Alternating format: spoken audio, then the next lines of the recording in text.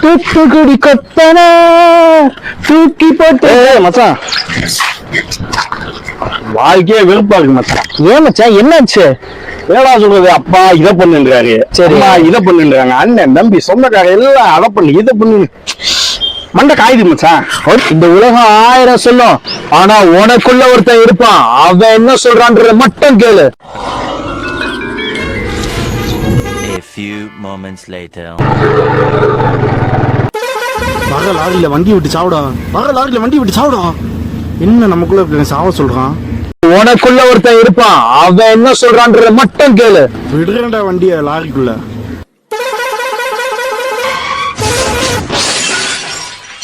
இறந்திடவா நீ பிறந்தாய். ஹலோ மச்சி வெங்கடேஷ் சொல்றா. விஷயம் தெரியுமா? நம்ம சதீஷ் இல்ல, ஆமா, லாரியில வண்டியை விட்டு செத்துட்டான் மச்சான். எது செத்துட்டானா? ஆமாண்டா.